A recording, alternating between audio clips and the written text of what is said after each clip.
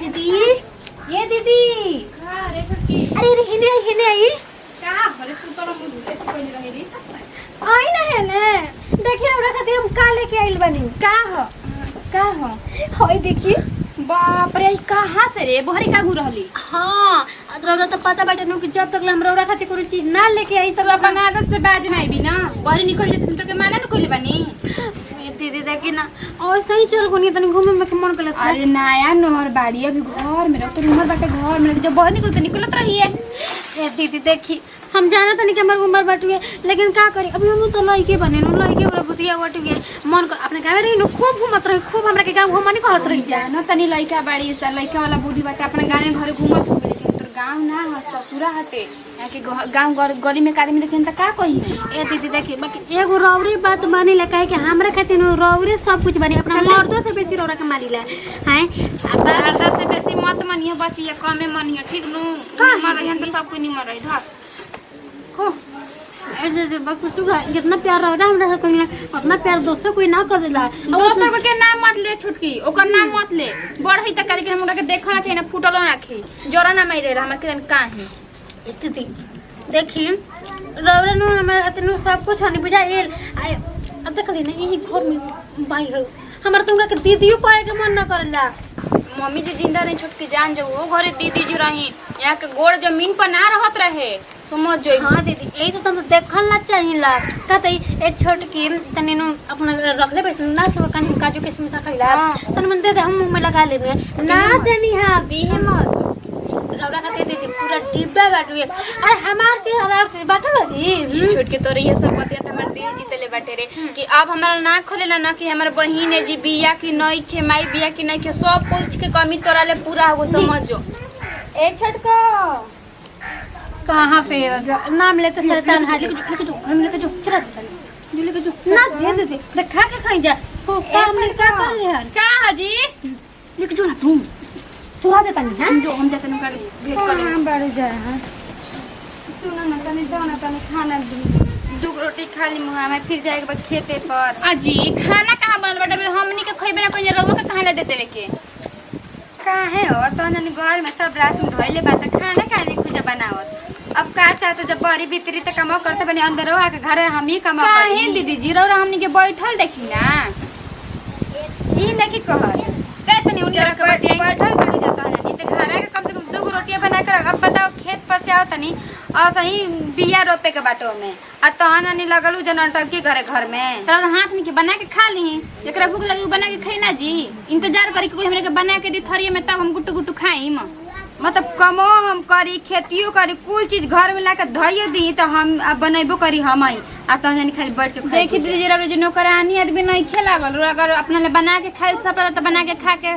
उन्हें जाई ठीक नु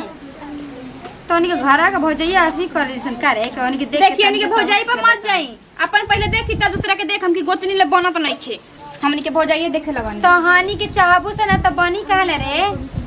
तो हनी के उहे लूरवे बाटे करे के एकर बाप भौजाई कुल खानदान में हनी के सही सिखले बावन जान कि ससुराल में जाइए ना तो ना गोतनी के कदर करिए ना सास के कदर करिए कुलिन के पैना हकले रही है अब का करिए यानी कि खाना ने किसन बनावत दिन रात आओ तनी खेत पर से भूख लगता इतना भी जोर न मन के तो दो रोटी खा कर रह जाता नहीं ऐसा ही एहनी के न सोचल दीदी जी बारी भीतरी काम करता नहीं आते खाना बना के दे दी अब का करी यानी कि ना दिए सन जाता नहीं बड़की माई घरे उनके घरे मांग लेता नहीं दो रोटी ओकरा बाद खाना बना दी हम एक तो दिन भर काम कर ऊपर से नून तेल प्याज खा पेट साला भरते नहीं के मन एकदम लगता ना शरीर कमजोर पड़ जाता बार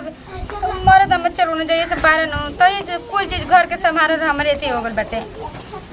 का करिए ना यो मिली खाई के नु वो हमारे से कमा ना होई इसको हत्र नहीं आ ये पर दे दे जा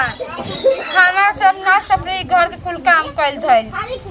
एनी के बैसन त दादी अपने में लाग करत ऐसन धरत ऐसन हमारा के कहत ऐसन आप का करम जिंदगी भर हम ही करम त एनी कैल बेसन हमरा खातिर हुकूमत चलावे खातिर हमरा पर काहे से माई सब पिए न रहिसन आ का हो भौजी सब का खाता रहे हो का खातिर जी देखी ये सब काउच घर खाना नहीं खे जाए घर पूछ ली खाना बाकी नहीं के बनले आपके मेहरारू तू ना बने लिया ना तो का करी खाली सूती ए देवर जी देखी कहे के तो ना चाहिए कि कहे कि देखा मर्द से लड़ाई लगवा होती है भौजैया इमे लड़ाई लगा का बात बा भौजी देखी देवर जी आपके मेहरारू भौजाई यानी कि दोनों जने मिल के दोनों उ कर्म घर में खाने नहीं किसी बना दो अपने मंगा मंगा के खा लेते सन आओ तनी खेत उत पर से काम करके ना हई अभी जाके बढ़ के मैं से रोटी मांग के लेके अनिया खाएगा बताई काम करम तो खाई ना जी यही सब अच्छा ना लगा था भौजी अरे क्या दिए देवर जी कहना चला हमने के गांव देहात के नहीं जा नूनू मरचा बुकर मिली न तो खा के पेट पानी पी के ना पेट ऐसे भर कैसे लो खा लेबो भौजी उ सूती आई खा लगा ने के बनैले जाती है देवर जी मत बोला मोकरा के कुछ हुआ ना तो कहीं न गांव में घर में हम लड़ाई लगवा तनी ठीक न आ जाए देखी खाना बनाने सन का पता आपके दे दे सन खाए खातिर हम जा तनी ओकरा कूटब आज मत मारम जी देवर जी लड़ाई मत करी जा हम ना चाहे कि हम घर में केहू लड़ाई कर सोची ना कि मिलजुल के सब रह सन घर में का करी कालो तो ना जाते रहा देव से लेकिन तब बता ही के पड़ल नु के खाना नहीं किसी ने बनावत रवाई न जीव कल रात से मरद से नहीं बतावल बनत मन करेला न कबो कबो भगवान काहे की दुनिया में रखनी अब उसे उठा ले तो मर जाती हां सब ओरिया जाई बाप रे बाप कितना गर्मी हो कतटी कहनी उनका के अजी घर में नु कूलर लगवा दी लेकिन काहे के हमार मर्द हमार बात सुने जाओ अरे वो तो नामे खातिर बढ़ल हम तो कही रहनु कि सबसे ज्यादा कोई हमरा से प्यार करला नु तो हमार मझली दीदी भी करीला है हमरा खातिर का ना वहां के करीला जवन एक बार हम कह देलु तवन हमरा का करे खातिर तैयार हो जाली एगो ही हमर मर्द बटुए हमर आज तक कोनो फरमाइश पूरा ना कइला सर जे जर के तो लहक चला अगर दीदी नो लड़का रहती नो तो हम तो उनके पे रह जाती छोड़ के बियाह कइले रहती तो का हटुए लेकिन बस भगवान जी के चलते हम नहीं थी रहत एगो और बाड़ी नु दिमाग के देख के चल रहे लगी ना का भगवान जी अरे केन बाड़े रे का जी भौजी देख तो छुछे रोटी नीमक मांग के खाते रहे चाची से खाला खाने दे रे तो हम का करी जी उनका नीमक रोटी पसंद पर देखिए मार के कपार फाड़ देख भौजी हम ऐसे हमरा अच्छा ना लगता दूसरा के चलते रहो हमेशा हमरे कैसे ही बोली का है जी मन के उरन बेहरार बड़ी का अरे मेहरारू ना बड़ी माई से बढ़ के बाड़ी भौजाई बाड़ी ना हमरा तो ऐसा लागेला तबे रो उनका खातिर इतना दर्द हो गेला उनका खातिर तू खाए काहे ना बनैले बता तो हम भूखे बानी अभी तक का कहते उनका हाथ गोड़ नहीं कि उन्हीं के बना सकते हमारे का पार दुखा था सुबह रही से रौरा एक बार पूछा नहीं है कि हर निमन बैठ के नहीं अरे रौरा से निमन तो दीदी मछली दी बानी हमेशा चार बार के तोहर दिमाग खराब बात इतना भचर भचर का जगह एक के तपार लाग ना तो सब ठीक हो जाई कपार दुखाता मुंह नहीं के दुखाता कपार दुखाता रौरा कैसे नम जी अच्छा ये बताइए दिन भर सुता रहता रू ना अच्छा केनु एक काम करी ना रौरा तो ये चाहता नहीं कि नौकरानी की तरह काम करो हमरा ना अरे बाहर काम ना कर घर का काम तो कर टाइम से खाना बनाओ नमक प्याज खाते रहे भौजी हमर देख के करेजा फाट गल आज के बाद अगर सोल ना तो मार के तरह यही अगना में गाड़ देम हम हमरा ई खीर पूरी दे दिखाई के दे दिए खीर पूरी का जो बनी वो खियाए एगो बात सुन हमरा कोई से डर और नहीं लगा ठीक बाटे ना ना डर लगा बा अरे रे ये को दिन जी सच मार दिन देखे के बात तोरा सच मार के पूरा फोड़ दे अरे हमार प्यार से कहता सुन नहीं ले के बाद हम चल दिन न देखे हमरा के काम मत बुझे ये बुझे लो अरे हम तोरा जाके कहता नहीं कम से कम घर के खाना पीना घर द्वार बता दो भौजी ऐसे हमरा के अच्छा ना लगल अच्छा हम जाने तो नहीं सब बात ना पहले से जरूर कुछ चक्कर होई तबे रात में दर्द होते बटुए ठीक बा हम भौजी के बारे में गलतो ना सोच ले माय मान लो का ए में का गुस्सा मत दिलाओ का लिखल बाटे करो सोचिला नहीं देख के तो ऐसा नहीं लागत बटुए हम जाता नहीं तोहनी के दिमाग हां तो जाई ना ये के बोलला सरौड़ा के बाप रे बाबी मरद न का जाने कौन आई में हमर शादी कैसे हो गइल कि हमर किस्मते फूट गइल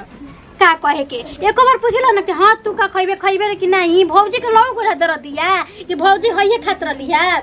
जा तनी एक एक बात न उनका पाछा हमर मरद ऐसे बोलला सटन तो ऐसे इहो ना बोलतन जा तनी सब बात अपना मजली से बतावे उहे कुछ उपाय बताई है ना तो लागत है कि हमर मरद ऐसे ना सुधरी देख के चल कहीं फूल से चार में घोन पड़ गल लेकिन एहनी के न अपना मने ना बुझाला के तनी दिन के ध दी के दिन कैसे बना के माई खाली सन अपने में ऐसे घून पड़ल बाटे हाँ अपना भर के बीन लेते ऐसा ना बाकी ऐसे चौरा ध देते हो ऐसा ताकि दीदी जो है ना तो बनाइए खाई हैं लेकिन हम कब हमार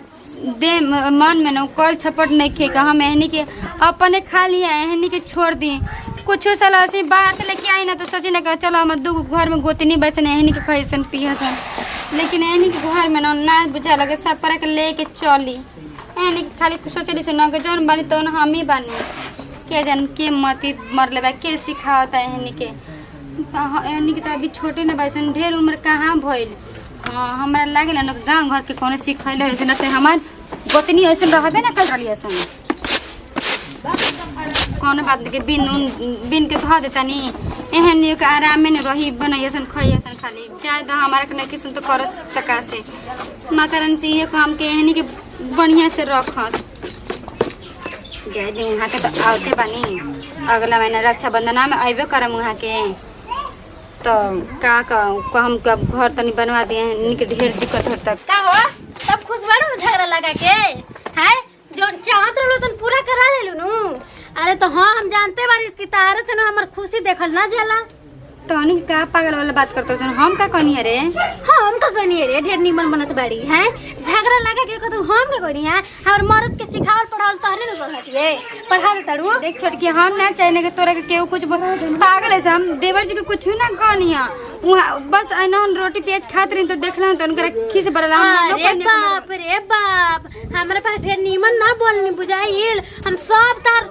सब कुछ जानत बानी कि कौन रंग रूप के हर अच्छा ई बता छोटकी हम तो नहीं कोनो दुख देले बानी ना हमरा संगे ऐसे करेलु सन बोलेलु सन काहे के दुख देबू भगवान हमें के देखत ठीक बाटे नु आ ओ करे के दुख हमनी का के कमे के दुख देबू तू है खुद के जुड़ल आटल के कोनो चीज है देख तक के जरूरत रह हमार साड़ी पहनल चूड़ी पहनल झुमका पहनल देख के तारा देही में आग लागल रहेला। देख छोटकी हम चाहे ना हम गोतनी बढ़िया से रहसन एकदम श्रृंगार करके रहसन हमरा काहे आग लागी हम तो सोची ना के तोन जने मिलजुल के रह जा। अरे हमार का बा हम 4 दिन के बानी आज बानी कल मुइयो जे हमर मरद में नु देख आज के बाद कुछ कॉल न है तो नौ नतीजा क कर रखते आ नौ नतीजा ना धक झोटा उखाड़ लेम कि ना का हो गेले छोटकी का भइल देखो तनी दीदी हमरे मरद से नु को के झाड़ा करवा देली है का कहली ह